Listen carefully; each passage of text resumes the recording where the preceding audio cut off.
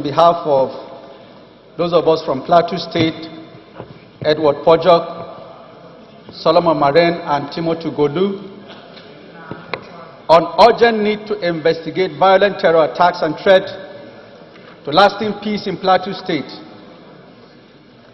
The House notes with serious concern and dismay the persistent violent terror attacks on communities in Plateau State, the latest being the massacre of Moses Guam, a former head of civil service Plateau State, and two others, including a soldier with the Special Military Task Force, Operation Safe Haven, the night of Tuesday, 10th October 2017 at Were Village in Barkin Ladi local government. Other victims of the attack who sustained varying degree of injuries from gunshots are receiving medical attention in hospital. Aware, Mr. Speaker, that the right to life is so fundamental that it is enshrined and given prominence not only in the Constitution of the Federal Republic of Nigeria, but also in the UN and AU charters, but most importantly, is ordained by God in the holy books, the Bible and the Quran. Concerned, dear colleagues, that the peace which Plateau State has been enjoying is under grave threat following violent attacks capable of precipitating another round of violence crisis, to which I say, may God forbid. The most recent being the attack on Anchab village of Mayango district in Basa local government, which claimed 22 lives on 7th of September 2017. This is in addition to cases of isolated attacks, ambush and raping of unsuspecting women, as well as malicious destruction of farm crops to deprive the farmers of their hard-earned harvest. Disturbed, dear Speaker and honorable colleagues, that even personnel and operatives of the Special Military Task Force, codenamed Operation Safe Haven, are not spared from the attackers or by the attackers. Further disturbed that the ugly incident shocked the people and government of Plateau State as it joins a long list of high-profile killings of leaders and elders of thought through violent attacks. We will recall that Senator Dr. Gyang,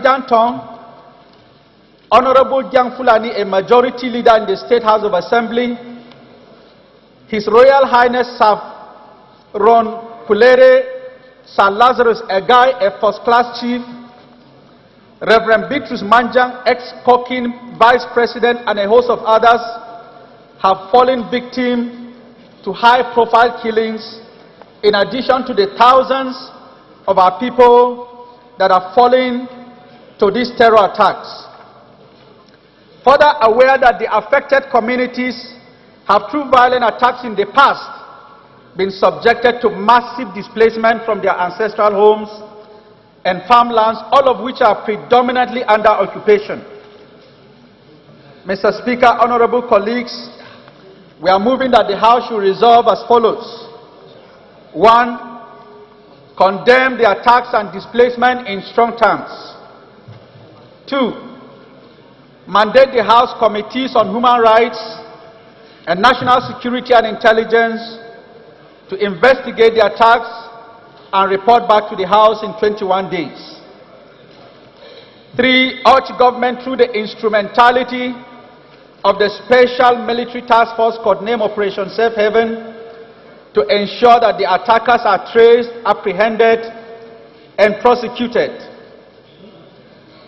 4. Urge the federal government to ensure the return of all displaced communities, provide protection and guarantee their safety. 5. Mandate NEMA to provide building materials to assist in the reconstruction of the affected communities. 6. That the House should send a strong delegation to visit and show solidarity with the people and government of Plateau State as a demonstration of the interest of the House in the peace of Plateau State. And finally, observe a 1-minute silence in honor of the slain victims and pray for the peace of Plateau State. Mr. Speaker and honorable colleagues, I so move. Thank you. Second.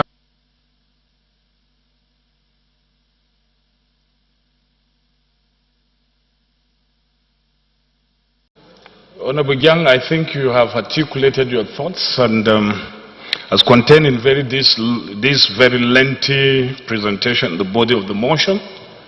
I'd like to recognize Honorable Pajok in case you have an added perspective. Thank you, Right Honorable.